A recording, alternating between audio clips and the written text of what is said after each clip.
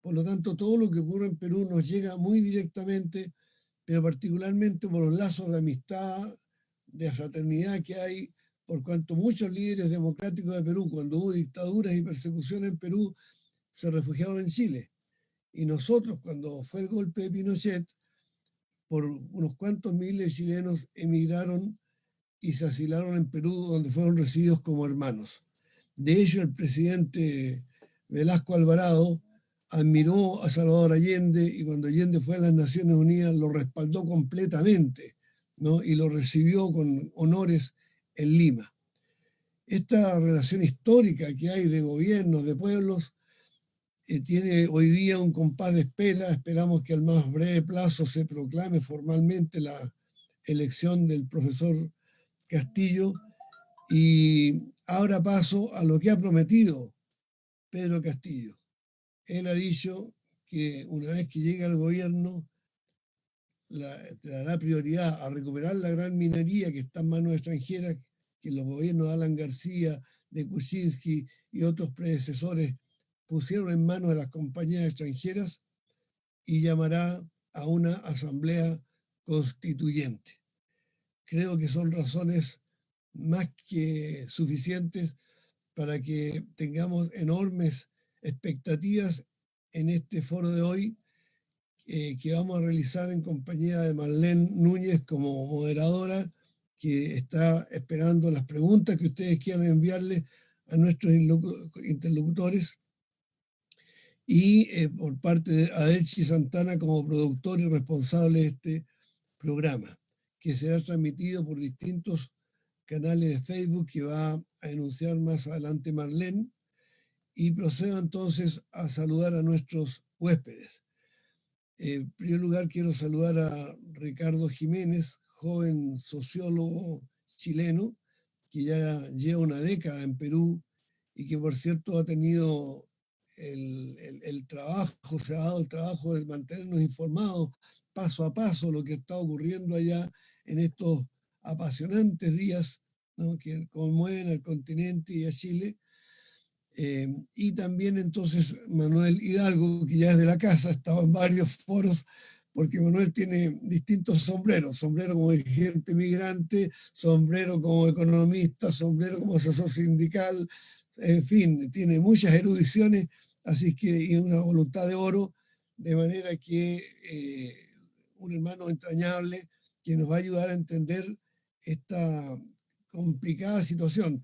No es que sea tan complicada, es que los medios de comunicación distorsionan de manera tan grosera la realidad peruana, que aquí estamos en esta oscuridad dependiente de las noticias CNN, el Mercurio, la Tercera, es decir, estamos en la ignorancia y tenemos que rasguñar por ahí, por acá, bucear en Internet para saber lo que realmente está ocurriendo.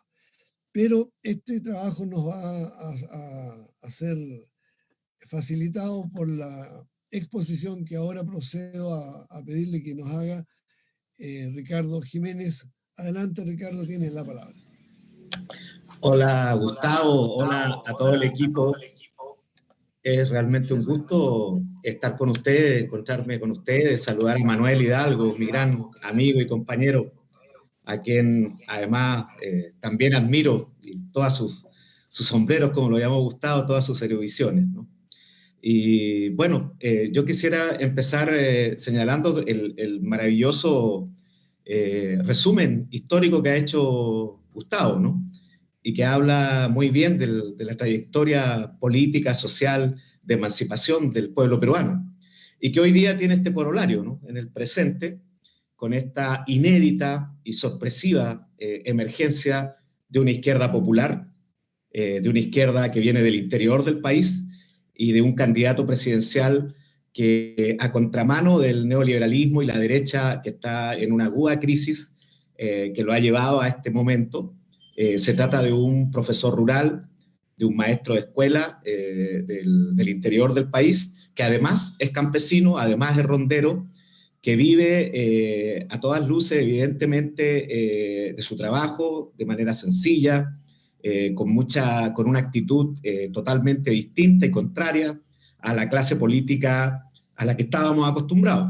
Entonces, esta izquierda y este Perú y este sector popular que emerge y capitaliza esta grave crisis que está viviendo el mundo y el Perú, y hoy día ha ganado las elecciones en Perú, y frente a esta realidad tenemos una derecha neoliberal en su cara más extrema, más fascista, más corrupta, más delincuencial, que es la de la candidata derrotada en las elecciones, Keiko Fujimori, que no acepta el resultado de la voluntad popular y que insiste en arrastrar al país al caos y a la violencia para desconocer el resultado.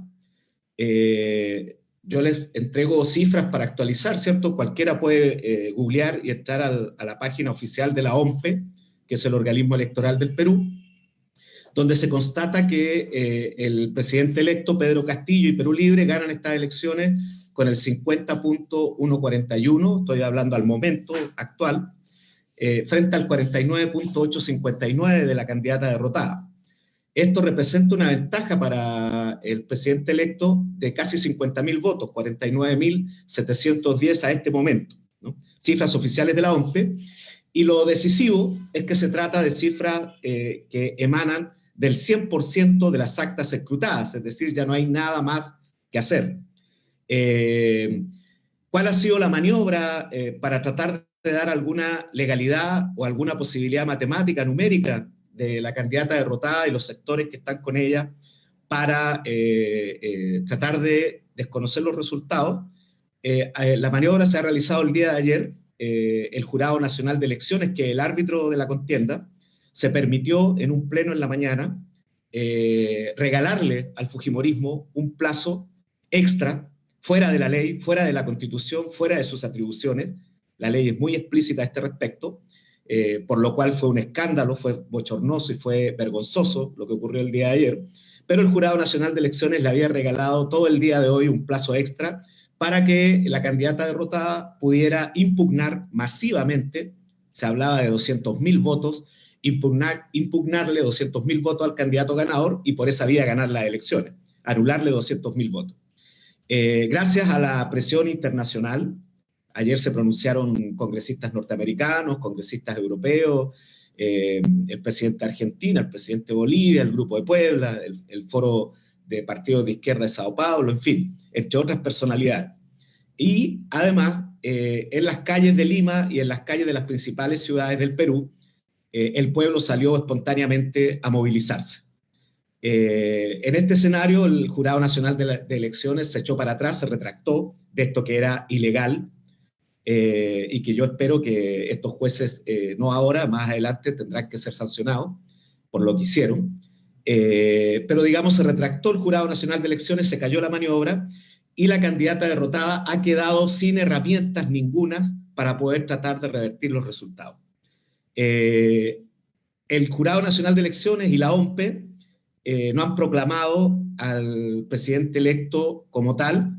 Yo asumo, no hay forma de saber por qué no lo han hecho, porque lo que está en juego son las pocas actas impugnadas que alcanzó a meter el fujimorismo y que ya están procesadas en su mayoría, y el plazo legal para responder de esas impugnaciones termina hoy en la noche. Es decir, mañana debería el árbitro de esta contienda, el Jurado Nacional de Elecciones y la OMPE, por mandato de la ley, hoy en la noche tienen que terminar de responderse las impugnaciones. Quedan 20.000 votos en juego que se están debatiendo si se anulan o no, y la ventaja del presidente electo es de 50.000 votos. De manera que aun cuando estos 20.000 votos que todavía se están revisando fueran todos anulados, votos del presidente Castillo, claramente el presidente gana de todas maneras. De manera que ya los organismos electorales perfectamente, y deberían, por el bien del país, responsablemente, oportunamente, deberían haberlo proclamado. Yo entiendo, mi análisis, no tengo forma de saber, pero mi análisis es que le están haciendo una última concesión al fujimorismo, ¿no? Como decían los Beatles, una última ayudita de mis amigos, y están esperando que se debatan todas las últimas actas impugnatorias, etcétera, ¿no? Y entonces mañana, a más tardar, deberíamos tener la proclamación. Ante estos hechos, la candidata derrotada, que enfrenta más de 10 juicios por corrupción, lavado de narcotráfico, que la tuvieron en la cárcel preventivamente antes de estas elecciones, pocos meses antes. Por lo tanto, no solo está peleando la presidencia, está peleando su libertad. La candidata ha mostrado el desespero y hoy día, en estos mismos instantes, se está realizando una manifestación bastante grande. Es la primera vez desde que empezó este problema que ellos logran movilizar una cantidad importante de gente.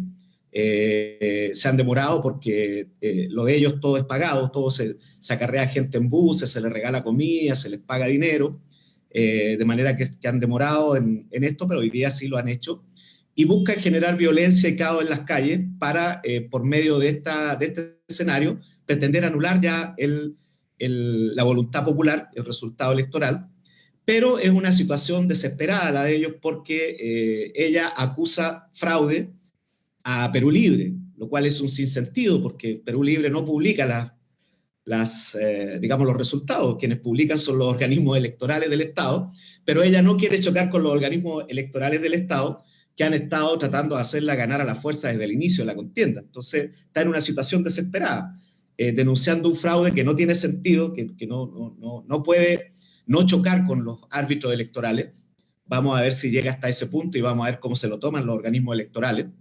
Y entonces, ahora estamos en un compás de espera, que esperamos que termine mañana, ojalá, y entonces poder contar con esta proclamación que le devuelva la calma al país, ¿no? Ese es un poco el escenario.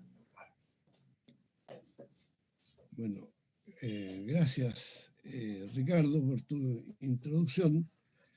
Le voy a ofrecer la palabra entonces a Manuel Hidalgo. Esperamos que hagan las consultas a los panelistas a través de Facebook y vamos a volver enseguida con Ricardo con nuevas preguntas. Por ahora, Manuel, te ofrezco la palabra. Adelante, por favor. Gracias, Gustavo. Bueno, un saludo a Marlene, a Delche, a los compañeros de la organización, al movimiento por una asamblea constituyente, y a mi compañero, amigo, militante como yo de la integración de los pueblos de nuestra América, ¿no? Que es Ricardo Jiménez.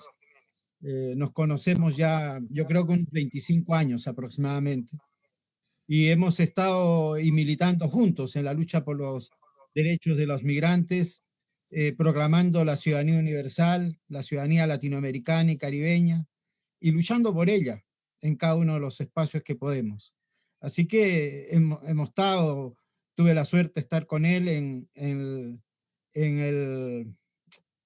la Asamblea Constituyente de la Articulación Continental de Movimientos Sociales hacia el ALBA, que es un espacio en el que Ricardo ha cumplido un destacado rol, y por eso hay una articulación de movimientos sociales en Perú también muy importante, activa, en los espacios de los foros sociales mundiales, específicamente sobre migración, y en el caso de Ricardo, en el FOSPA, que es de los pueblos amazónicos, que es un foro social que reúne a movimientos sociales vinculados a la Amazonía, pues en 9 países de nuestra América. Así que obviamente compartimos profundamente esas luchas, y además tenemos matrices de formación ideológica y política pues comunes. Él y yo somos hijos de Guevara, hijos de Bolívar, hijos de nuestros padres fundadores, y tenemos además esa mirada de nuestra América como un proyecto que es fundamental construir, ¿no? Y nos hemos dado además el gusto de militar a uno y otro lado de distintas fronteras. Así que él es un peruano chileno, yo soy un chileno peruano.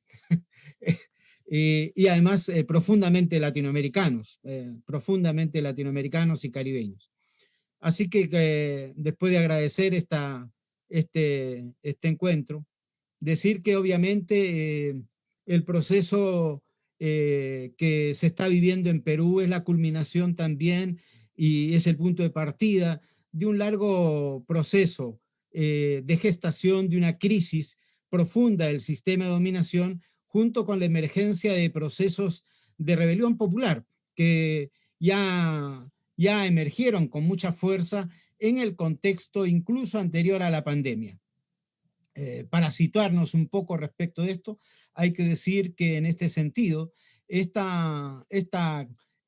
tanto estos dos fenómenos que son la crisis de los sistemas de dominación con fracturas de los bloques de poder, de las clases dominantes en cada uno de nuestros países, con crisis de los estados, crisis no solamente del régimen político, no solamente crisis de gobierno, no solamente crisis de régimen político, crisis de los estados, ¿no? Una crisis profunda de la institucionalidad que reviste características distintas porque una cosa es la historia del Estado peruano y otra cosa es el Estado chileno, por cierto.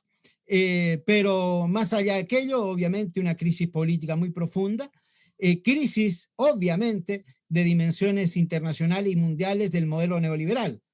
Por si acaso estamos inmersos en una crisis sistémica del capitalismo mundial, que obviamente tuvo un estallido particularmente importante hacia fines del año 2008, 2009, 2008 e inicios de 2009, la crisis financiera internacional, que en realidad proyectó una crisis mundial del capitalismo de la cual no hemos salido. Se inició un proceso de gran depresión, de la gran depresión del siglo XXI, a juicio del compañero Wim Dickerson y otros compañeros que han analizado este proceso, y obviamente el capitalismo central no ha sido capaz de salir de esa situación. Es una crisis marcada por feroces niveles de endeudamiento, con un capital ficticio que infla las bolsas, periódicamente de vez en cuando infla el precio de las materias primas, pero es oxígeno insuflado en el cuerpo de una economía zombie que está absolutamente quebrada, ¿no? El capitalismo mundial está en una situación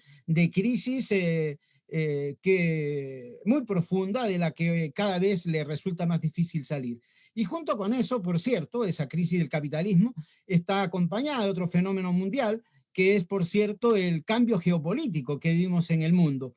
Hay una decadencia cada vez mayor de la que ha sido la potencia imperial que por largos, ya más un poco más, ya va a ser un siglo, reemplazó el dominio inglés. Nosotros sabemos, ¿no? Nosotros tuvimos un dominio continental, primero españoles y portugueses, luego vino el imperialismo inglés al término del proceso de la independencia de nuestra América, y el imperialismo inglés se dio el turno al imperialismo norteamericano, como sabemos, hacia la crisis del 30, hacia el momento de la crisis del 30, que marca el término de un largo ciclo también, de una onda de crecimiento del capitalismo mundial, que es reemplazado por la hegemonía del imperialismo norteamericano. Bueno, este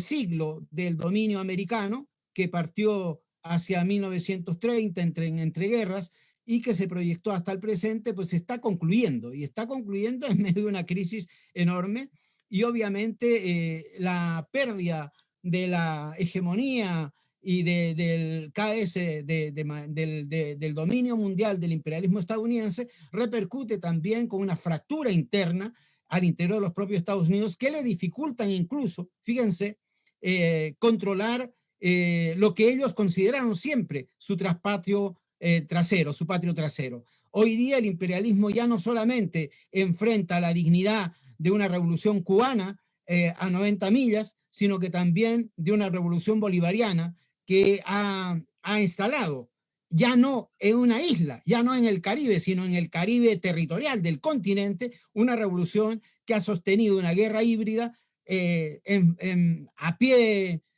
reciamente, ¿no? Estoicamente. Ese pueblo bolivariano se mantiene después de 6 a 7 años de guerra híbrida, y ahí está firme. En este sentido, en ese marco, las rebeliones populares que han estallado en nuestra América muestran el hastío, la incapacidad más del neoliberalismo de someter a nuestros pueblos. Y la pandemia obviamente ha terminado siendo una desnudadora aún más profunda de esta incapacidad de los estados neoliberales, de los políticos neoliberales, de la economía neoliberal, de ofrecernos nada más que depredación de nuestra madre naturaleza y precarización de la vida de nuestros pueblos. Las rebeliones populares están callando por toda América Latina, y obviamente están provocando un proceso de cambios en cada uno de nuestros países, que los hechos ocurridos en Chile en los últimos meses, en Perú, en Colombia, no son más que el antecedente más inmediato, más reciente, de un fenómeno de cambios que por si acaso va para adelante y lo vamos a ver en los próximos años. Obviamente nos ponen a los pueblos en la necesidad también de avanzar celéricamente en la construcción mucho más fuerte también de la unidad social y política de nuestros movimientos populares. Estamos en un proceso de reconstitución de nuevos movimientos populares en toda nuestra América Latina que tienen un largo trabajo por delante porque son procesos al mismo tiempo destituyentes del Estado precedente y constituyentes. Tenemos que refundar nuestra América, nuestras instituciones, nuestros estados y también nuestra vida económica y social. Es decir, tenemos un enorme trabajo por delante y obviamente sí tenemos que además repensar los espacios de nuestra articulación, porque estoy cierto que en este proceso o nos articulamos continentalmente, al menos sudamericanamente y latinoamericanamente, para enfrentar el imperialismo, o de lo contrario, y también para enfrentar el cambio geopolítico del mundo, o como yo digo, advierto, de lo contrario, vamos a terminar el siglo XXI ya no siendo colonia de los Estados Unidos, pero con mucho riesgo de ser colonia de China. Y eso es una suerte que no nos merecemos. Es la oportunidad histórica la de construir no solamente caminos de liberación y de emancipación en cada uno de los rincones de nuestra América, sino de construir activamente la integración de nuestros pueblos, desde abajo, desde los movimientos sociales, y reconstruir a partir de eso el control soberano, por ejemplo, de nuestras riquezas naturales. En el Perú no es tan importante el cobre es importante, pero tenemos también el gas de camisea, tenemos recursos naturales significativos. El Perú es 1.285.215 kilómetros cuadrados para ser exacto, querido Gustavo. Es decir, es un 50% más que el territorio chileno, que son alrededor de 780.000 kilómetros cuadrados. Es un país con 33 millones de habitantes. Es un país que hoy día está agobiado con 180.000 muertos, 6 veces más que los muertos que en Chile lleva la pandemia. Es un país en el cual jamás las clases dominantes construyeron siquiera instituciones que se asemejen a los que fueron las del Chile republicano hasta antes del golpe militar. Por lo mismo, es un país mucho más complejo, mucho más difícil, con fracturas, diría, culturales, sociales y económicas muy profundas y que ahora muestran efectivamente esta virtual fractura también que se refleja incluso en el escenario político. La costa siempre fue controlada más por las clases dominantes, pero la sierra y la selva jamás pudieron ser integradas realmente, ni siquiera el proceso de dominación. Bueno, esto como anticipo de lo que puede ser una reflexión para esta noche. Un buen anticipo. En realidad estamos ya con los motores calientes como para avanzar a lo más profundo. Quiero preguntarle a Ricardo Jiménez por esta composición tan híbrida de las fuerzas que apoyaron a Keiko Fujimori, porque aquí en Chile no estamos muy familiarizados con eso, pero los gobernantes de Perú después de la dictadura de izquierda, del régimen militar progresista que fue Juan Velasco Alvarado, en general fueron gobiernos neoliberales y fueron generando una concentración de la riqueza en la oligarquía peruana, pero llegó uno que se llamaba socialdemócrata, el señor Alan García, y el señor Toledo, ¿no? Que también se declaraba progresista, y resulta que le entregaron la cordillera entera a las empresas extranjeras, ¿no? Entonces, ahí hay una parte que está en manos del capital extranjero, pero hay otra parte que es puro narcotráfico, que son redes corruptas que se fueron imbricando una tras otra a partir de la dictadura de Fujimori. Y allí la oligarquía chilena tiene velas en ese entierro, porque los chilenos, digo, los oligarcas chilenos, como eran los regalones de Estados Unidos, se les ocurrió que a través de Chile podían satelizar la economía peruana y partió el amo mayor acá, Luxic, y se instaló con varias empresas en Perú, pero para poder colocar esa empresa hizo operaciones de corrupción que se las facilitó el señor Montesino, que era un agente de la CIA, brazo derecho de Fujimori. Es decir, la dictadura de Fujimori le abrió la frontera a Luksic hasta que lo pillaron algunos peruanos honorables y patrióticos, lo denunciaron y los tribunales lo tuvieron por las cuerdas, Luksic, con sus inversiones en Perú por estas operaciones de corrupción. Entonces, ¿cómo es posible que un maestro rural que viene del Perú profundo le gane a una coalición en que están todos los malos juntos? Los corruptos, los fascistas, los racistas, los supuestos socialdemócratas, ¿no? Con decirle, muchos nuestros, de quienes ven este programa, no saben que cuando la justicia le tomó la pista a Alan García y lo fue a buscar a su casa, no tuvo más remedio que suicidarse. O sea, un presidente que se suicida para no ir a la cárcel, y ahora la señora Keiko, ¿no? Que ya estuvo presa y al otro día que perdió la elección, ya los abogados le dijeron que iba a ir a la cárcel de nuevo. Entonces, ¿quién unió esta majamama, este plato tallerín, este revoltijo, este choapino? Ricardo, ¿cómo puede describir una clase dominante tan podrida y pegada con engrudo? Porque en realidad la alianza entre Keiko Fujimori y Vargas Llosa, Dios mío, porque Vargas Llosa hizo su carrera política atacando a Fujimori y ahora tuvo que hacer un llamamiento para apoyar a la señora Keiko. Si él nos puede ilustrar de esta situación.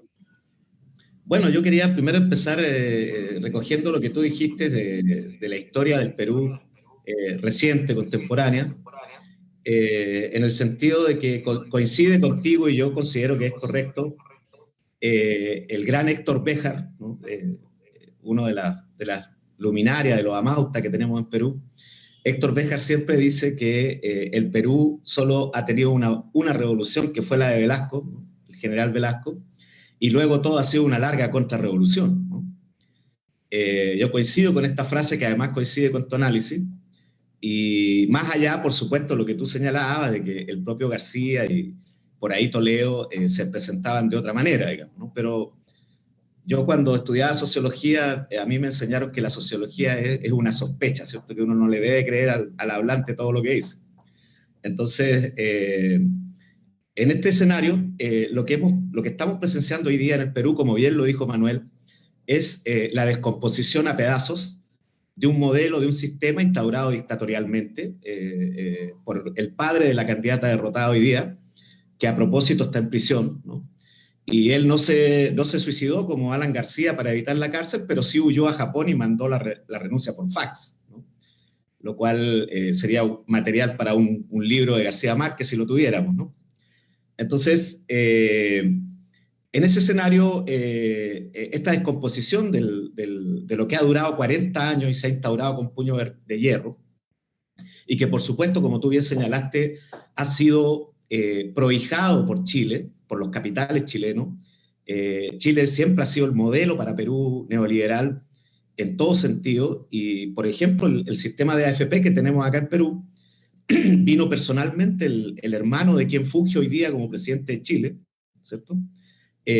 Vino a enseñar el modelo y a instaurarlo, o sea, una especie de consultor, de mentor. Los capitales chilenos son una especie de padres, padrinos de los capitales peruanos, y tienen una gran influencia ideológica, política y sobre todo económica, ¿no? Entonces, parte de los problemas que tienen Perú y Chile, y que han llevado al triunfo también del profesor Castillo, tienen que ver con esta relación inequitativa, digamos, entre los capitales chilenos y los capitales peruanos, donde, por ejemplo, muchas de las materias primas peruanas se venden a los capitales chilenos las trabajan, le incorporan valor y después se lo venden al Perú, ¿cierto? Siguen ganando dinero con el Perú. Una de las propuestas del presidente electo es diversificar la economía e incorporar valor a los productos, dejar de vender piedras y hacer cosas con esas piedras, meterle valor. Entonces, en esta crisis, en esta descomposición, la derecha le ocurre lo mismo que a la izquierda, ¿no? Lenin decía que una crisis es que los de abajo ya no hacen caso y los de arriba se pelean entre ellos, no se ponen de acuerdo cómo salir del problema. Y eso es lo que estamos viendo hoy día. Yo les cuento a ustedes que hay personajes que han estado cercanos al fujimorismo, que han sido fujimoristas, y que han ido a saludar al presidente Castillo entre ayer y hoy, ¿no? Estamos viendo esta crisis, esta descomposición también, y digamos son los avatares de la política, digamos, así funciona la política realmente existente, digámoslo así, ¿no? Entonces, los distintos sectores de la derecha peruana, que son muy abigarrados, muy heterogéneos, con la predominancia, por supuesto, de los grandes capitales financieros agrupados en la CONFIEP, los capitales mineros, gasíferos y todo esto, pero han surgido también grupos emergentes, sobre todo en las regiones, y como tú señalabas, estrechamente vinculados a las actividades ilícitas. Es un vox populi en Perú, hay varios procesos en curso, hay problemas gravísimos de corrupción y de copamiento del Estado, de captura del Estado a nivel regional y a nivel nacional, de estos poderes delictivos, como el narcotráfico, por ejemplo, la minería ilegal, la trata de personas, la tala ilegal de bosques en la Amazonía, que son un problema gravísimo que va a tener que enfrentar el nuevo gobierno. Ahora el nuevo gobierno tiene la ventaja de que no está ligado a estos sectores. Todos los gobiernos anteriores, de una u otra manera, han estado ligados a estos sectores. Acá en Perú hay un chiste popular que es que las Fuerzas Armadas persiguen al narcotráfico porque no soportan la competencia, ¿no? El chiste lo dice todo, ¿no? La zona de mayor producción de droga acá en el Perú, en el BRAM, en la selva, es una zona absolutamente controlada por los militares, ¿no? Nadie sabe cómo es que entran toneladas y toneladas de líquido y de químicos para producir esa droga, ¿no? En una zona tan controlada. Yo estaba allá y prácticamente uno no puede andar media hora en un camino que no se topa con patrullas militares. Entonces, cómo entran toneladas y toneladas de químicos a esa zona para hacer la droga es un misterio, ¿no? Habría que preguntarse. Entonces, en ese escenario, los distintos sectores de la derecha van separados en la primera vuelta, son derrotados por la candidatura de Castillo. También la izquierda tradicional, clase mediera limeña, que tuvo un desastre electoral, y emerge como sorpresa la candidatura de Castillo y de Perú Libre y el movimiento de la izquierda popular que está detrás de ello. Y entonces, rápidamente, ante el incendio que representa Castillo y que nadie lo vio venir, ellos se reagrupan detrás de la candidatura de Keiko Fujimori, demostrando por un lado hasta qué punto es la crisis del modelo, del sistema y de la propia derecha, y por otro lado demostrando que en esa crisis ya se pierden todos los límites morales, ¿no es cierto? No importa que la candidata tenga 10 procesos de corrupción, de lavado de narcotráfico, con grandes evidencias que probablemente la van a llevar a la cárcel. Muchos de los abogados y abogadas que han estado presentando las impugnaciones están en esos juicios, probablemente la van a acompañar en ese destino. Entonces eso no ha sido inconveniente para Vargas Llosa, no ha sido inconveniente para los demás candidatos de la derecha, porque hay intereses comunes, ¿cierto? Hay por ejemplo, López Aliaga, uno de los candidatos, les doy un ejemplo, no voy a dar el prontuario de todos porque se va el programa, pero para dar un ejemplo, López Aliaga, que es uno de los que se puso detrás de ella después de la primera vuelta, candidato en primera vuelta de la derecha, le debe 28 millones de soles al Estado, ¿no? En tributo. Es un hecho público, no lo digo yo, ustedes lo pueden googlear. Y una de las demandas en el programa de Castillo, uno de los puntos del programa del presidente electo, es parar la tolerancia a estos grandes intereses económicos que simplemente no le da la gana pagar tributo al Estado. Ni siquiera estamos hablando de evasión, ¿eh? Que ese es otro problema, que es gravísimo. Evadir los impuestos. Estos son impuestos que ya están constatados, que hay que pagarlos y no les da la gana pagar. Son 28 millones de soles en un contexto donde la gente está muriendo, como señaló Manuel, en la puerta de los hospitales por falta de oxígeno y cama en el aparato de salud pública, ¿cierto? Este señor se permite, no le da la gana pagar 28 millones de soles, y entonces podemos entender perfectamente por qué se alinea con la candidata derrotada, ¿no es cierto? Y todos estos intereses convergen, y hoy día son los grandes derrotados de esta elección. Hay una crisis de representación política, ¿no? Yo agrego ese elemento al análisis tan bueno, maravilloso que hacía Manuel del contexto internacional. Creo que hay una crisis de representación. Las viejas formas tradicionales de hacer política, de hacer liderazgo, están totalmente gastadas, y en ese sentido se puede explicar esta emergencia que nadie vio venir, yo me incluyo, de esta nueva forma de liderazgo, esta nueva forma de representación que es el presidente electo, el Movimiento Perú Libre, el Partido Perú Libre, y toda esta izquierda popular que viene del interior del país. Entonces, seguramente en el futuro vamos a seguir teniendo sorpresas como las que hemos tenido, de verlos aparecer y verlos ganar, y seguramente vamos a tener que seguir aprendiendo a escuchar y a ver lo inédito.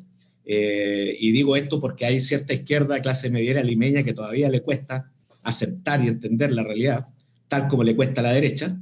Entonces tendremos que aprender. Una de las grandes lecciones que tenemos que tener la humildad de saber mirar las realidades nuevas y saber acompañar a los pueblos en esa búsqueda, ¿no? Eso. Tienes que abrir el micrófono, creo, Gustavo. Es la frase del año esa. Hay que abrir el micrófono. Sí. En realidad, ver a Pedro Castillo con su abrumadora modestia, en realidad aplasta con su modestia, ¿no? Y ver estos pavos reales a Vargas Llosa y otros, ¿no? Es sobrecogedor.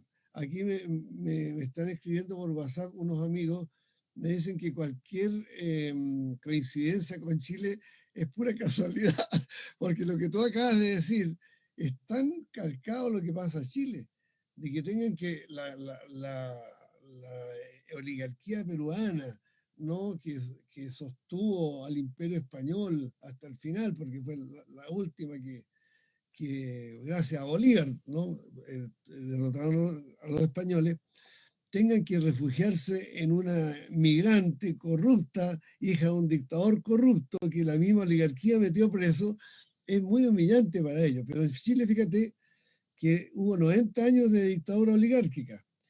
Y resulta que al final, para que no ganara la izquierda, el año 1920, había un candidato que era un burgués, Arturo Alessandri Palma, hijo de inmigrantes italianos, que la derecha abominaba, odiaba. Decían, a Arturo Alessandri le decían que era un agente espía peruano, es el que era bolchevique, que era ateo, ¿ya? Que iba a suprimir la religión católica, porque era masón.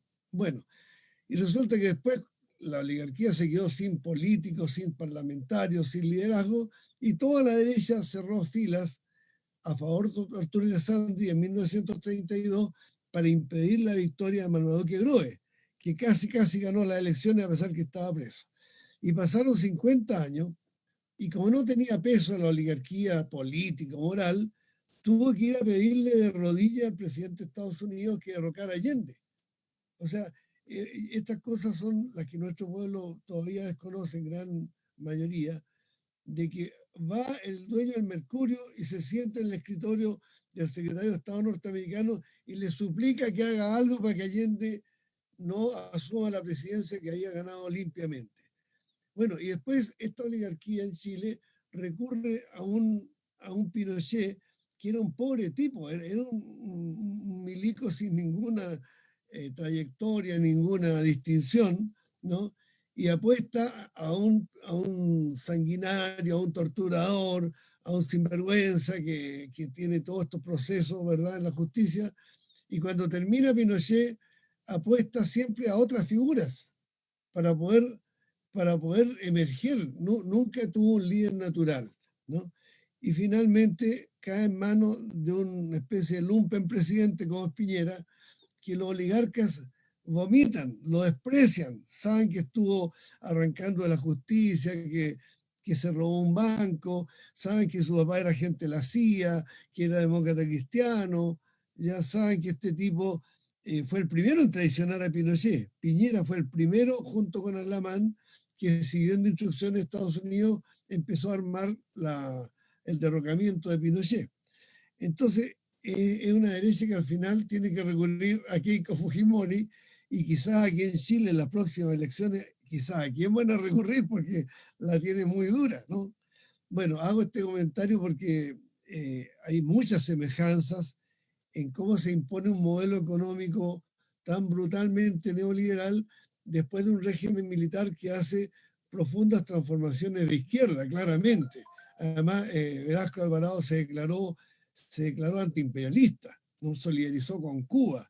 Y cuando Cuba estaba bloqueada, instaló en Lima amplió el aeropuerto de Lima y permitió que los aviones de Moscú, de la Unión Soviética de aquellos años, pasaran por Lima y rompieran el bloqueo que Estados Unidos tenía contra Cuba. O sea, ese era el nivel de compromiso de Juan Velasco Alvarado, y bueno, sucedido después por esta contrarrevolución que dura 43 años.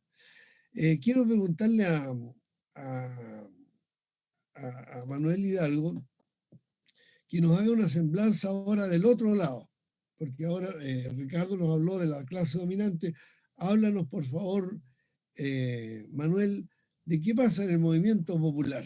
Ahí hubo muchas guerrillas, hubo muchos partidos, había como 25 partidos maoístas, trotskistas, anarquistas, marxistas, leninistas, de todo tipo, una gran dispersión, y por algo será, a que a pesar que hubo prominentes líderes como Béjar, a quien le mando mi cariñoso saludo desde acá, gran amigo y solidario con la causa chilena, en realidad allí han habido atisbos de una unión que generalmente han terminado en la nada. Entonces, ¿cómo es que se produjo esta unidad en torno a Pedro Castillo, estimado Manuel? Tienes la palabra. Gustavo, para entender la realidad y el proceso político en el Perú, y particularmente sus movimientos sociales y populares, hay que entender que el Perú es un país, como yo te decía, mega diverso desde el punto de vista social y cultural. Uno de sus mejores antropólogos, lamentablemente fallecido, Carlos Iván de Gregory, escribió un libro que se llama No hay país más diverso, Compendio de Antropología Peruana. El año 2015 está fallecido, lamentablemente, este destacado intelectual peruano. En este libro que fue emitido en 2014, su capítulo 10 dice Movimientos sociales y Estado, el caso de las rondas campesinas de Cajamarca y Piura. Y estudia un poco este caso que hoy es singular en la figura de Pedro Castillo. Bueno, tendría que explicarte y explicarle a nuestros auditores que el Perú, en la tipología que los teóricos de la dependencia hicieran del capitalismo latinoamericano, se caracterizó por tener un desarrollo industrial tardío.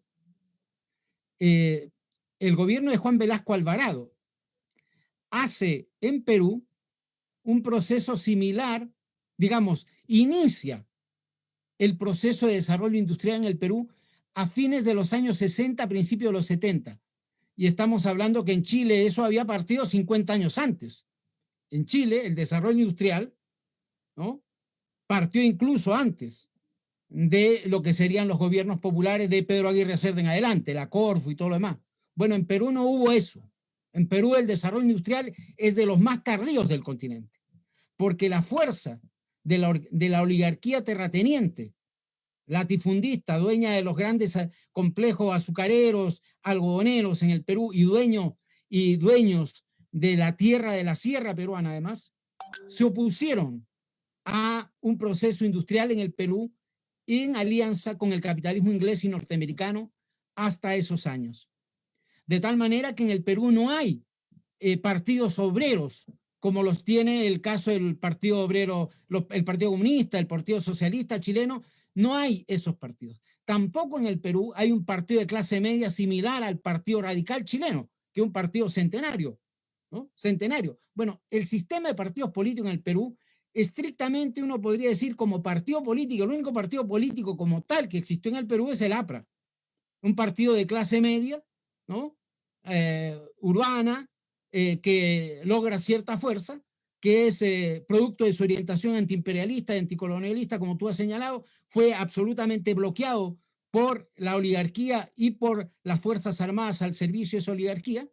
Y obviamente entonces eso explica un desarrollo político peruano en que además el Estado peruano jamás se constituyó en relevante desde el punto de vista de crear instituciones que permitieran la hegemonía de la oligarquía. La oligarquía en realidad en Perú gobierna con una corrupción abierta y descarada que incluso se instala como un mecanismo de dominación. La dominación en el Perú, el consenso peruano, es en base a instalar como parte del sentido común en el Perú que todo se vende y todo se compra, digamos. Lo que hace Fujimori con los Vladivideos es mostrarle al Perú que lo que siempre hemos creído, y es que todo el mundo se vende, es efectivo y es real. Porque en los Vladivideos tú ves que se vende, no solamente compraron a Luxi, no hermano, compraron al partido contrario, compraron a los jueces, corrompieron el conjunto de las instituciones. En este sentido, por eso en el Perú hay un libro que se llama Historia de la corrupción en el Perú. ¿Cuándo partió? Con el último virrey. ¿Cuándo ha terminado? Aún no termina, hermano. ¿Quién no es corrupto? Son todos corruptos. El Estado es un Estado botín. Tú haces política porque es un negocio. Tú capturas el Estado y te haces un patrimonio. Es el Estado patrimonial. Es para tú conseguirte un patrimonio para tú y los tuyos. La dictadura de Fujimori no fue una dictadura neoliberal, es narco-neoliberal. En Perú, no solamente la mafia fujimorista es una mafia narcotraficante, la mafia de López Aliaga es narcotraficante y por si acaso es socio con Sebastián Piñera en el principal resort que hay en Machu Picchu. Es alianza ahí de Sebastián Piñera junto con López Aliaga, son los principales dueños del principal resort en Machu Picchu, para que tú sepas. Son todos corruptos. César Acuña es corrupto, que es el partido Alianza por el Progreso. Todos son partidos narcos. ¿Y sabes tú quién era Vizcarra? ¿Quiénes son? ¿Quién es el Cholo? ¿Quién trajo al Cholo Toledo? George Soros. Soros, el globalismo financiero, financió la marcha de los suyos, financió la campaña de Alejandro Toledo.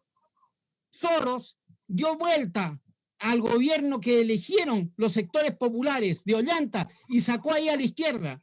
El neoliberalismo se instaló en el Perú hace 20 años atrás y copió textualmente todas las reformas neoliberales chilenas y copió el modelito completo. Lo que a Soros no le gustó es que las mafias narcos terminaron, si bien fueron aliados, narcos y neoliberales, Soros fue socio, el neoliberalismo fue socio con los narcos durante toda la década de Fujimori. Terminado el gobierno de Fujimori, ese socio se pelearon los socios corruptos. Los narcos se pelearon con los neoliberales y de ahí para adelante esa pelea ha sido permanente. El último neoliberal, que era socio por lo demás también de los neoliberales chilenos, como era Pedro Pablo Kuczynski, conocidísimo de todos los operadores financieros acá en Chile, porque es de los mismos, si son de los mismos, si por si acaso los factores de poder en el Perú no son peruanos, lo mismo que en Chile, no hermano. George Soros es el principal operador político en México, en Colombia, en Perú, en Chile, para que tú vayas sabiendo. ¿Quién es su hombre? Sebastián Piñera. ¿Qué cosa es Piñera? ¿Es industrial? No, pues, es especulador, pues. Ese compadre no ha trabajado ni levantado una empresa en su vida. Por supuesto, es un neoliberal. Este es un especulador financiero, ¿no? Su fortuna, ¿a qué se debe? A especulación en las bolsas.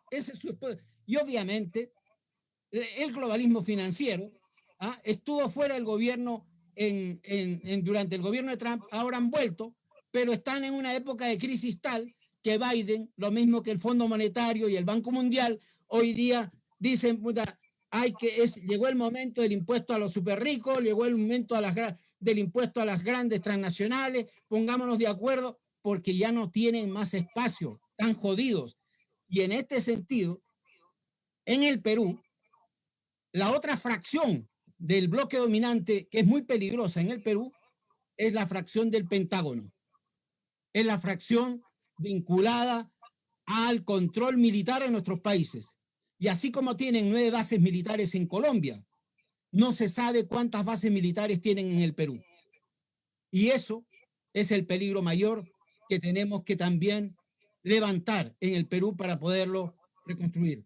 En el Perú, las fuerzas políticas actuales, estas fuerzas políticas no vieron venir, es porque no es una fuerza política, es una izquierda llamada social, viene del movimiento rondero, viene del principal sindicato peruano, que no es un sindicato industrial, pues, ¿qué es un sindicato? Un sindicato de maestros, lo mismo que en otros países de nuestra América. que podría ser Ecuador o Bolivia. Tú no tienes ahí, más allá del sector minero, que está reducido, a nivel urbano, lo que existe en todo el país es fundamentalmente trabajadores de servicios, en este caso el sector docente de los maestros. De ahí viene eso. Y las encuestas jamás vieron, jamás las encuestas nunca miraron el Perú más allá de la costa. En la costa peruana lo que hay son las mafias narconeoliberales que explican la fuerza del narconeoliberalismo, la fuerza del endeudamiento y la fuerza del crédito corruptora de la conciencia de todas las clases medias urbanas en el Perú y por supuesto de su oligarquía. Hoy día esos sectores se ven arrinconados porque al fin la sierra peruana se dio un hombre detrás del cual se pusieron todos.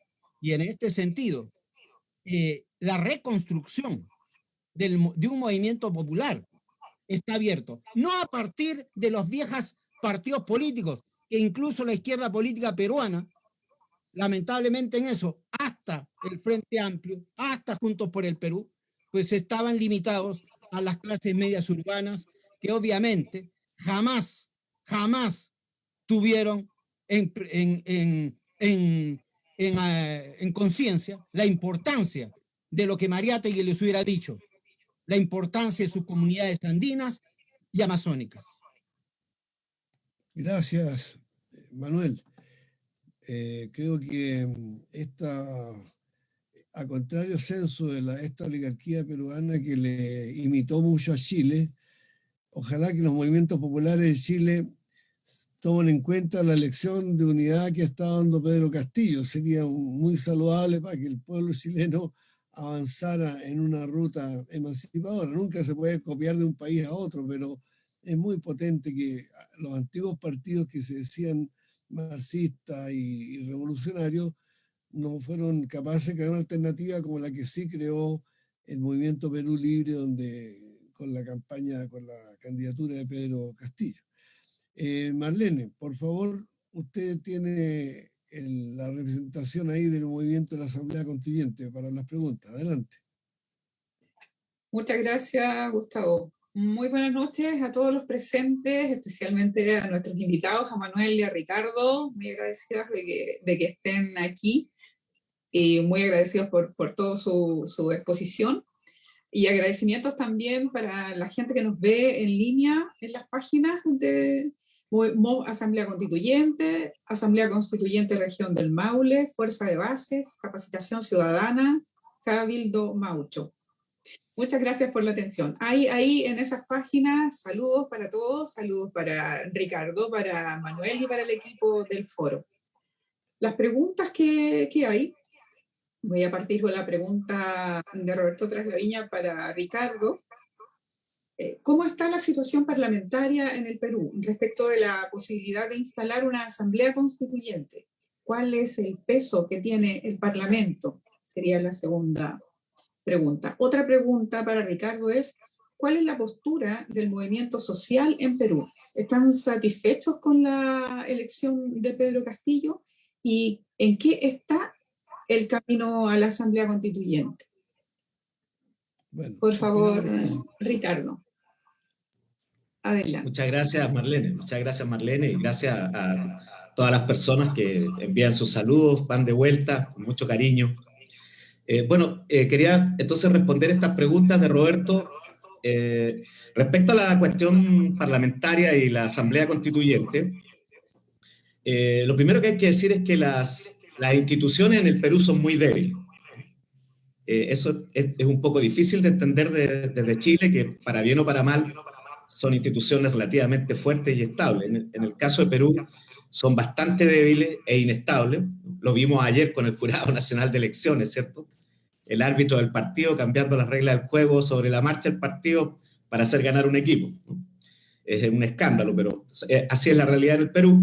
De manera que esta propuesta de Perú Libre y del presidente electo, que ha sido refrendada por la mayoría del país en las urnas, de hacer una asamblea constituyente, tiene un camino incierto. No hay una claridad de cómo se podría hacer esto. Hay 10.000 versiones en el Perú, así como las encuestas son parte de la propaganda electoral. no son para nada fiables. En el Perú los técnicos, los abogados, los constitucionalistas son a salario y a oportunidad, digamos.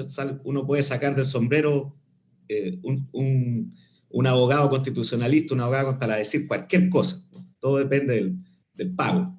Entonces hay un camino incierto. Lo que manda, a mi juicio, es la voluntad política que ha manifestado la mayoría del pueblo peruano y que ha asumido el compromiso el presidente electo y el movimiento del Partido Político Perú Libre de llevarla adelante. Eso es lo determinante en este escenario. Y en el Perú también está demostrado que si hay voluntad política todo se puede hacer, ¿no? Lo está demostrando ahora mismo Perú Libre y el presidente Castillo. Entonces, hay diversas fórmulas que se han propuesto.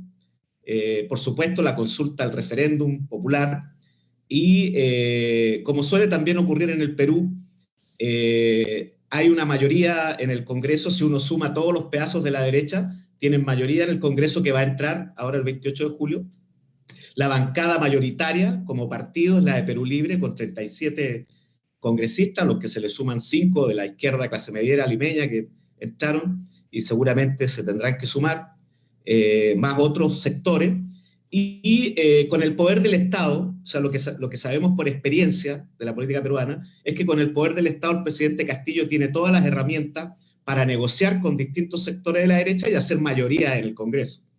No es nada imposible, no es nada. Además, porque son grupos muy corporativos que miran sus intereses antes que nada. Entonces, si se sabe negociar con ellos, no es difícil, creo yo. Ya ha habido, ayer en la mañana, mientras el Jurado Nacional de Elecciones cometía esa fechoría, en el mismo momento se estaban reuniendo economistas del equipo del presidente Castillo, Pedro Franque y Dancourt, con más de 1000 empresarios por Zoom, ¿no? Y tomaron acuerdos para el futuro gobierno de Castillo con los empresarios. Entonces no es nada imposible, y más bien es lo que va a ocurrir, que esto se va a tener que negociar, se va a conversar, y a mí no me cabe ninguna duda que Perú Libre y el presidente Castillo tienen toda la voluntad política de cumplir este compromiso, que además, y esto es el otro factor decisivo, lo necesita el país. El país ha llegado a esta crisis que estamos viendo de corrupción, de falta de representación, de crisis sanitaria, crisis económica, y ya hay que darle una salida, ¿no? O sea, a mí no me cabe ninguna duda de haberse consumado un fraude, que yo lo desestimo en lo poco que queda, y haber llegado la candidata derrotada de la elección al gobierno. Ese gobierno no duraba 2 años, porque el país no da para más. Antes de estas elecciones, poco antes de estas elecciones, había un paro agrario que tenía el país paralizado y tenía el país cortado en 2 en la carretera, ¿no? Por una grave crisis ahí de un sistema especial laboral en el agro peruano, que es un sistema semifeudal, semi-esclavista, ¿no? Herencia de esta derecha neoliberal. Entonces, el país no está en condiciones de tener gobernabilidad, y ha llegado a un punto donde hasta para la propia derecha, para los propios negocios, para tener un mínimo de gobernabilidad y estabilidad hay que hacer los cambios. Como bien lo citó Manuel, que lo está diciendo el Fondo Monetario, lo está diciendo el Banco Mundial, se lo está diciendo al mundo, ¿no? Ustedes pueden googlear, hay un informe no recuerdo si es del Fondo Monetario o del Banco Mundial, que dice que de no haber cambios en los países hacia la redistribución de la riqueza, vienen los estallidos sociales en masa por todo el planeta. Esto lo dice, no lo digo yo, lo dice el Fondo Monetario, el Banco Mundial. Entonces, en el Perú esto es más grave todavía, y la Asamblea Constituyente entonces está garantizada por estos factores. Y yo vuelvo a una idea que dije antes. Estamos aprendiendo a que el Partido Perú Libre, que es un partido del siglo XXI, un partido nuevo creado en el año 2007, con cuyo liderazgo es Vladimir Cerrón, de Junín, y el presidente Castillo, y otros liderazgos que han emergido, Zaira Arias, que tiene 28 años, Guillermo Bermejo, que es el congresista más votado de Perú Libre, electo, no tiene 40 años, poco más, poco menos. El mismo Vladimir tiene 50 años, Castillo tiene 50, un poco más, un poco menos de años. Es un liderazgo joven, nuevo, inédito, que ha demostrado que sabe hacer las cosas. No las hace como estábamos acostumbrados, pero saben hacerlas. Los resultados hablan por ello. Y creo que tenemos que llevarnos todavía más sorpresas felizmente en el futuro. Ellos yo no tengo ninguna duda de que van a saber lograr esto, sortear los obstáculos, aprovechar lo que tienen a favor. Tienen un contexto internacional favorable, y ya lo ha descrito bien Manuel. Yo les digo a ustedes, les cuento a ustedes que aquí tuvo mucho impacto la constituyente chilena, la elección de los constituyentes. los resultados fueron casi un balde de agua fría a la derecha peruana. Cayó un silencio sobre las noticias de Chile. El Comercio, el principal periódico de la oligarquía peruana, sacó la noticia como en la penúltima página, chiquitita, ¿no es cierto?, que había ganado la izquierda la constituyente. Entonces fue un golpe muy duro que favoreció mucho la candidatura de Castillo. Estamos en un sistema recíproco, sobre todo los latinoamericanos, ¿no es cierto?, los que tenemos esta interacción tan fuerte y estos intereses comunes tan fuertes, ¿no? Entonces, justo no quería dejar pasar y decirlo, que sea en el bicentenario de la independencia del Perú. Justamente este año está celebrando su bicentenario la independencia de Perú, y ha querido el destino que ocurra esto, ¿no? Y respecto a lo que decía Roberto de los movimientos sociales en Perú, igual que creo yo en el resto de América Latina, han pasado por un proceso de debilidad muy fuerte, producto de las reformas neoliberales, que desmantelaron lo poco que había de clase obrera y todas estas cosas, y ha tenido que reformularse el movimiento social, lo más fuerte que tiene el movimiento social, y ese es otro elemento de negociación, de choque y de fuerza del presidente electo y de Perú Libre. Los movimientos sociales más poderosos del país son dos, son los ronderos y son los maestros. Y el presidente electo es rondero y es maestro, y cuenta con esa herramienta en caso de que haya necesidad de usarla en algún momento para chocar y negociar, que es lo común de la política peruana. El resto, hay emergencia, hay toda una red de ollas comunes en Lima muy interesante. Hay distritos populares donde el presidente Castillo, a pesar de los monopolios mediáticos y la campaña abrumadora, asfixiante, de terror que hicieron contra Castillo en Lima, de todas maneras, y esto es lo que le permite ganar las elecciones, en todos los distritos populares, que son los mayoritarios de Lima, Castillo obtiene entre el 30 y el 50% de los votos. A pesar de toda la aplanadora, digamos, que tienen los medios acá en Lima, hay sectores populares, y creo que estas redes de ollas comunes que están surgiendo, el movimiento juvenil, el movimiento de los chicos hip hoperos, en fin, hay todo el movimiento de las redes sociales en Lima. En Lima, yo creo que la gran derrotada en Lima, la candidata, tiene mucho que ver con los memes y las redes que fueron muy activas en ir ridiculizándola y digamos, debilitando su imagen. Entonces, hay elementos, por supuesto que hay obstáculos muy grandes, ya han hablado los compañeros de esto, que son elementos que vienen de la época de Allende y más atrás. Esos elementos están vigentes. Van a conspirar contra el presidente Castillo del primer día que tome Palacio de Gobierno, pero hay también un contexto favorable, más favorable que en 40, 50 años, y hay todos estos elementos favorables que yo tengo la certeza que van a saber ser usados, ¿no? Esa es un poco mi respuesta. Espero que, Roberto, te sirva. Sí, muchas gracias, Ricardo. Muy claras tu respuesta. Ahora, Manuel, también Roberto Traslaviña pregunta, ¿qué lazos de articulación visibiliza para las relaciones Chile-Perú que nos permita la lucha conjunta contra el neoliberalismo? Esto asumiendo que tendremos gobierno de centro-izquierda en noviembre. Esa es la pregunta para Manuel. Por favor, Manuel. El micrófono, Manuel.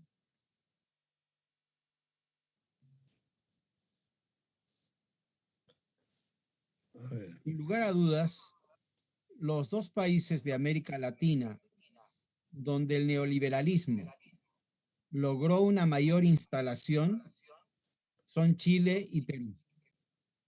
Chile lo hizo bajo dictadura. En 1974, en realidad 75, empieza todo ese proceso de reforma neoliberal. En Perú se instalaría a partir de Fujimori, ¿no? 15 años después, y luego de que al gobierno de Alan García, que resistió el pago de la deuda externa en la forma del plan Brady, del plan diseñado por los Estados Unidos, para imponer justamente los llamados planes de ajuste estructural, que es la reforma neoliberal.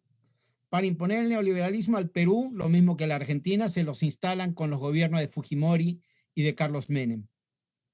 En Perú, obviamente, ya dije, fue un gobierno además narco-neoliberal y se instaló así. Pero, ¿qué cosas tienen en común? Bueno, la corrupción, que no era tan estructural y tan importante en Chile, se convirtió en un factor también corruptor del Estado chileno. Y nosotros sabemos que la política chilena de la dictadura para acá significó la subordinación de todo el sistema político al financiamiento empresarial y el convertir al Estado en un promotor de los negocios privados, en un regulador en función de los intereses del gran capital transnacional, del capital financiero, del capital transnacional y de los grupos económicos locales. Es tal cual en Perú, es tal cual en Perú. Y la otra cosa es que también en Perú la columna vertebral de su economía también tiene que ver con la minería, pero, ojo, a diferencia de Chile, también un muy fuerte desarrollo agrario, no solamente en la costa peruana, que es una agricultura de exportación, sino que también la agricultura serrana, que por si acaso los incas detectaron como la zona más rica del Perú. El imperio incaico, por si acaso, es un imperio interandino, es un imperio construido sobre la base de la riqueza del territorio interandino. Y en Perú es asiento de numerosas comunidades que específicamente es donde se estructuran este movimiento social de los ronderos del que estaba mencionando mi compañero Ricardo Jiménez y que hoy día aparece valorado. En este sentido, en el Perú el tema es mucho, tú tienes una población andina y tienes una población amazónica que en Chile no existe. ¿Qué cosas en común tenemos? Bueno, seguramente la recuperación de la soberanía económica de nuestros países es un tema fundamental. No solamente tenemos que hacer una revolución cultural y democrática como la que hizo nuestro hermano Evo Morales en Bolivia, no solamente tenemos que construir instrumentos políticos de soberanía de los pueblos en base a la construcción de reconstruir y articular los movimientos sociales, sino que también tenemos que construir no solamente una asamblea constituyente, sino que tenemos que construir y reconstruir la soberanía popular y la soberanía económica de nuestros estados. En ello, la recuperación del control del desarrollo de las riquezas naturales, de los bienes comunes de la naturaleza. Esto es, las minas, los bosques, las aguas, en poder del Estado es fundamental. Perú, lo mismo que Bolivia, Chile y Argentina, tienen no solamente la riqueza minera del cobre, sino la riqueza de litio. Poder llegar a un plan de desarrollo e industrialización de litio, del desarrollo de nuestras riquezas y nuestros recursos naturales, es fundamental con una mirada suramericana. Tienen que ser planes sudamericanos para industrializar el litio. El único país que el fabricante del 80-90% de las baterías de litio es China. China va a querer comprarnos el litio, pero no va a querer que fabriquemos baterías de litio. Nosotros y los hermanos del MAS en Bolivia están buscando a Arturo Fernández, ya, para Alberto Fernández, para hacer una industria latinoamericana de litio. Bueno, en eso tienen que ir los peruanos y los chilenos. Tenemos que armar una industria latinoamericana de litio, latinoamericana, que nos permita industrializar aquello. Tenemos que recuperar esa soberanía. Y obviamente también tenemos muchos otros desafíos comunes, como digo, tenemos que avanzar resueltamente en una ciudadanía sudamericana. Nuestra migración, miren, en América Latina hoy día hay 10 millones de inmigrantes, 8 millones de ellos provienen del resto de Sudamérica. Son venezolanos, colombianos, peruanos, chilenos. Y el millón adicional son dominicanos, haitianos y cubanos. 9 millones de los 10 millones de inmigrantes que tenemos hoy día en Sudamérica son intrasuramericanos, intralatinoamericanos. Es hora de reconstruir la UNASUR, es hora de abrir camino a la ciudadanía sudamericana, es hora de reconstruir nuestra unidad para construir una ciencia y una tecnología propia, construir una estrategia de desarrollo que haga de los países de la costa pacífica de América del Sur una cadena logística potente que conecte a China y a los países del Asia con los países del Atlántico, con los continentes y ciudades del Atlántico. Tenemos que pensar un desarrollo alternativo, no con las fronteras nacionales, No, China quiere llegar aquí a hacer la carretera que va a ir desde Chile atravesando hacia la Argentina, hermano. Han venido ya los chinos a Puente Alto a ver el paso para allá. Es hora de que empecemos a pensar con una mirada suramericana. Y en este sentido, es hora de que nuestros países, nuestros pueblos, empiecen a mirar eso con... Y esto que estoy hablando, lo planteó por si acaso Teotonio dos Santos y una socióloga peruana que fue su última mujer, Mónica Bruckmann, cuando Ali Rodríguez Araca fue el secretario general de UNASUR en 2013, planteando una estrategia suramericana en base a nuestros recursos naturales, para hacerlos además compatibles con el respeto del medio ambiente y con la sustentabilidad. Así que tenemos mucho por construir los peruanos y los chilenos en estos años que se vienen. Bueno. Muchas gracias, Manuel, por la respuesta y por la orientación. Muy de acuerdo en que Latinoamérica tiene que unirse. Es un momento de hegemonía política donde está cambiando la hegemonía política y es la oportunidad para Latinoamérica. Eso está muy claro. Gustavo, te devuelvo el comando. Bueno, Adelante. Sí, gracias. Bueno, ha sido tan enriquecedor este foro. Estamos con gusto a poco porque deberíamos estar varias horas más con estos dos tremendos aportes de Ricardo y de Manuel. Lástima que tenemos nuestro aparato de departamento de producción que nos dice que tenemos que cortar ya la transmisión. Les recordamos que en Europa en este momento ya son las 3, 4 de la mañana, así que hay compañeros que se están trasnochando viendo esta transmisión. A mí me hace mucho sentido las últimas palabras de Manuel, porque gracias a los años que tengo, vivimos esa época en que estaba Allende en Chile, Juan José Torres, un militar de izquierda en Bolivia, Velasco Alvarado, un militar de izquierda en Perú, Perón en Argentina, estaba Rodríguez Lara en Ecuador, ¿ya? Y había un proceso ascendente de lucha en todo Centroamérica, de manera que Allende, cuando hace su gira a las Naciones Unidas, se pasea como Pedro por su casa, por las capitales de América Latina, siendo recibido por los pueblos en las calles y por los parlamentos y por los gobiernos, ¿no? Entonces, y eso fue muy impactante después del golpe en Chile, cómo nos abrieron las puertas los peruanos, los argentinos, todos estos pueblos hermanos a los que les debemos tanto.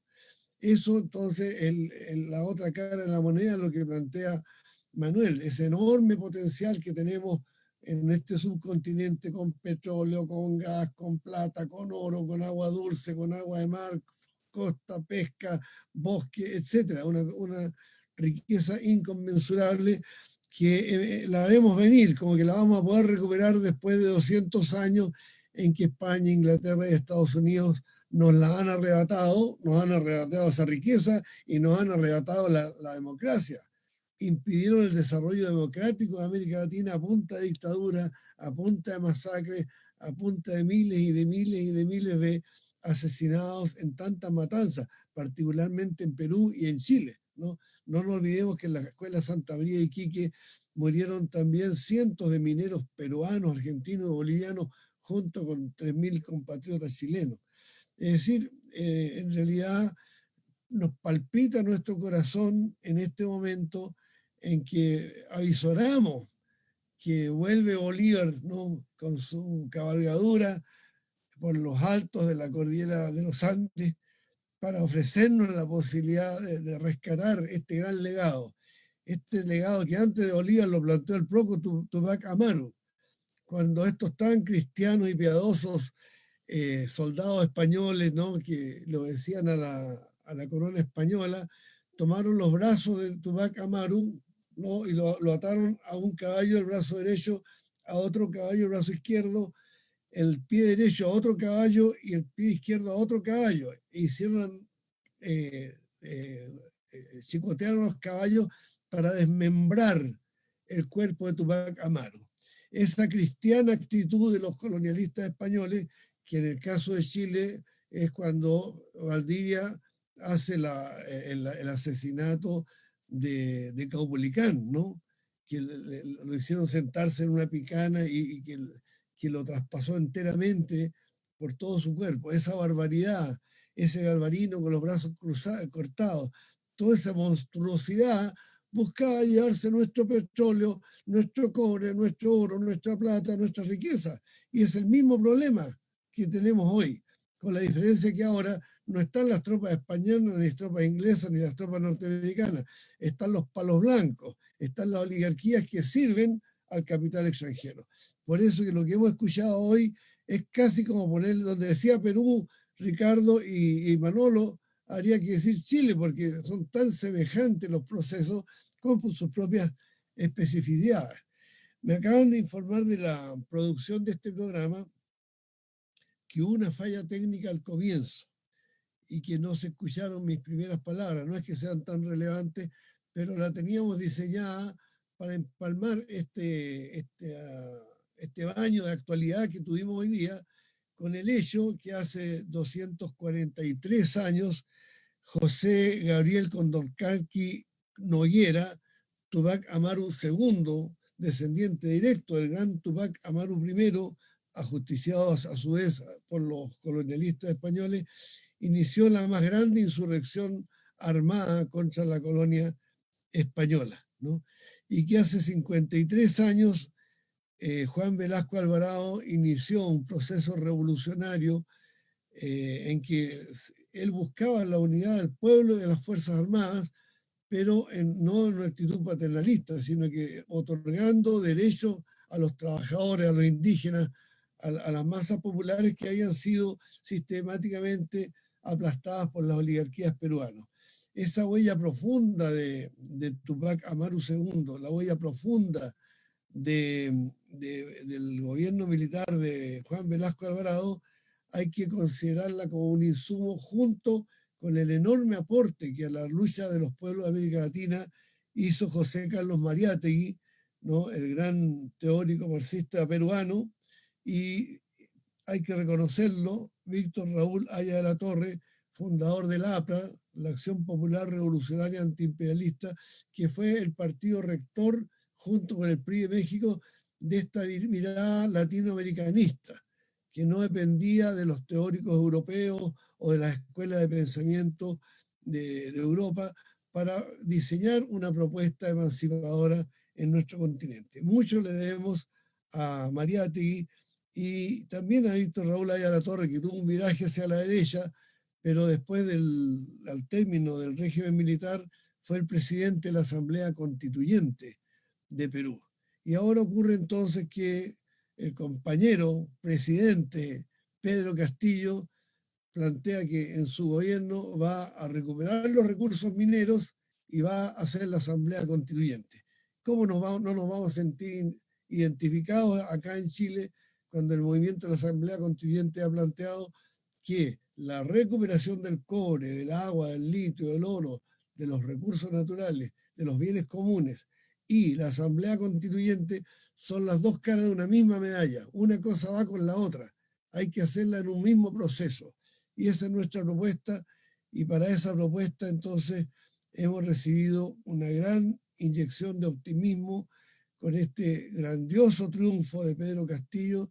Y por ello le estamos muy agradecidos a Ricardo Jiménez, compatriota que lo tenemos allá como avanzada, ¿no?, del pueblo chileno, representándonos, nuestro embajador plenipotenciario de todos los pueblos de Chile, y a Manuel Hidalgo, compatriota latinoamericano, que lleva ya varias décadas, siendo él de origen peruano, varias décadas acá en Chile, solidarizando con la lucha de nuestro pueblo y de todos los pueblos latinoamericanos. Así que para despedirnos, un minuto, un mensaje final, le ofrezco la palabra a Ricardo primero y después a Manuel Hidalgo. Adelante, Ricardo. Bueno, yo no puedo dejar de agradecerte, Gustavo, agradecerle a todo el equipo de este programa y por la alegría, el gusto de compartir, de escucharlo, de volver a escucharlo después de mucho tiempo. se me olvida a mí lo mucho que aprendo y lo mucho que me gusta escucharlo. Escuchaba la pasión de Manuel ahí ahora y solo faltaba una chela para que fuera perfecto. Y quería terminar diciéndoles que parte de la alegría que tenemos acá, que tiene Perú Libre, que tiene el presidente Castillo, que tiene el equipo del presidente Castillo y que tiene el movimiento popular, es que nosotros consideramos que este triunfo es la antesala, casi yo diría una primera vuelta del triunfo en Chile, ¿no? El triunfo que viene en Chile, que tiene que venir en Chile, y que va a alimentar otros triunfos más por nuestra patria grande. Esa es la dinámica que el destino y la historia han querido regalarnos, el universo ha querido regalarnos, vivir este momento. Hay que celebrar, hay que ser agradecidos porque al universo le gusta el equilibrio, le gusta la gratitud. Tenemos momentos difíciles en los pueblos, claro que sí, pero también tenemos victorias y hay que celebrarla. De todas maneras, termino haciendo el llamado a estar alertas, vigilantes, porque no ha terminado. Todavía queda un trecho acá en Perú. Estamos seguros de la victoria final, pero también estamos seguros de que el enemigo la va a pelear con uñas y dientes. Pueden aparecer sorpresas y esperamos, como siempre, contar con la solidaridad, el cariño, la fraternidad, el compromiso y la militancia internacional, especialmente de ustedes allá en Chile y de nuestros hermanos de América Latina, para estar vigilantes y atentos a garantizar que la voluntad del pueblo peruano sea respetada, ¿no? Entonces yo me despido ahí con un abrazo, una alegría enorme me llevo de haberlos escuchado, de haberlos visto. Muchas gracias a todo el equipo, a Marlene, a Diego, y felicitaciones por la tremenda labor que están haciendo. Eso.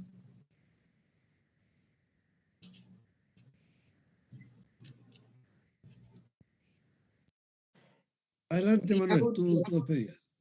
Bueno, queridos compañeros, compañeras, un gusto de haber compartido estos minutos, esta hora, para poner en conocimiento también de las personas que escuchan este espacio alentado por tantas plataformas vinculadas a la necesaria Asamblea Popular Constituyente que tenemos que lograr que se instale efectivamente en Chile. El triunfo de las fuerzas independientes y de la izquierda en la Convención Constitucional es solamente el preludio de algo que tiene que ir mucho más allá de eso, ¿no? Tiene que ver con la reconstrucción del protagonismo popular, de la soberanía popular, y obviamente con otras victorias que tendrán que producirse. Esperamos este mismo fin de semana que tengamos una gobernadora en la región metropolitana también, que derrote a este hombre de la derecha demócrata cristiana como Claudio Rego, y a fin de año esperamos tener un presidente de la izquierda chilena, detrás de la cual también pueda encaminarse un proceso de transformación realmente libre y soberano. El desafío que tenemos en Perú y en Chile es construir, acelerar. Fíjense las sorpresas que le dio la vida a la derecha neoliberal. No esperaban que los pueblos tomaran incluso los mecanismos de las redes sociales para levantar figuras emblemáticas de las cuales se empujara eso. Nadie vio venir en Chile ni a la lista del pueblo ni a los independientes en la Convención Constitucional e instalándose como la fuerza mayoritaria en esa Convención Constitucional. Nadie, 2 meses antes de la elección peruana, vio venir a Pedro Castillo. Incluso el Partido Perú Libre, por si acaso, no inventa a Pedro Castillo. Pero Pedro Castillo se encuentra con el Partido Perú Libre que le dice ya, tú mismo eres. Y detrás de él se va toda la esperanza popular. Hace un golpe. Nadie lo vio venir. Nadie lo vio venir. Nadie lo vio venir. Nadie vio la derecha no ve venir cómo estos procesos permiten un proceso más bien de acelerada conjunción de fuerzas de los sectores populares chilenos y peruanos detrás de alternativas de cambio. Ahora, lo que viene ahora es la confrontación con nuestros enemigos de clase, es la confrontación más profunda con nuestros enemigos. Y ahora entonces el trabajo de articulación, de construcción rápidamente de las estructuras sociales y políticas que permitan dar las batallas que se vienen es la tarea del momento.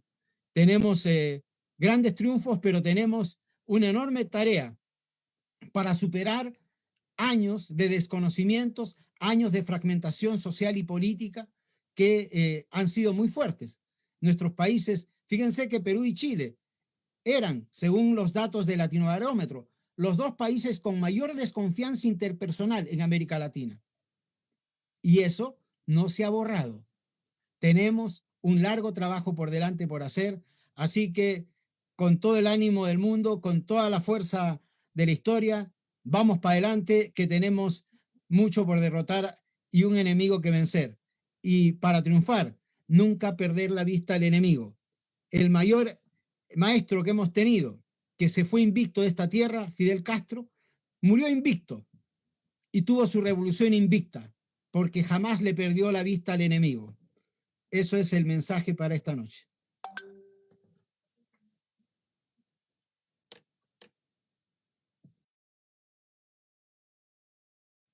Tienes que abrir tu micrófono, Gustavo. Es que ahí me escuchan. ¿Me escucha? ¿Sí? Es que, bueno, lo apagué para poder escuchar a Manuel. Discúlpenme. No, quiero dar las gracias a Marlene, a Delchi, a Jaime por la producción del evento, al equipo de comunicaciones, a todos los compañeros que colaboran con este programa que ya se prolonga prácticamente por un año, todos los sábados, y sin falta a las 20 horas, hacemos análisis en profundidad. Y creo que este momento muy solemne de gran proyección histórica, cuando estaba siendo desmembrado el cuerpo de Tupac Amaru, el pueblo le oyó gritar a sus torturadores españoles, les gritó él: volveré y seré millones.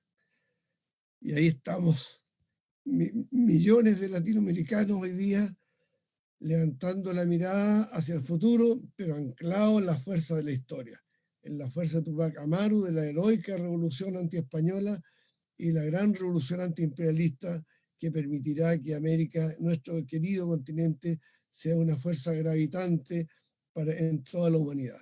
Muchas gracias. Buenas noches.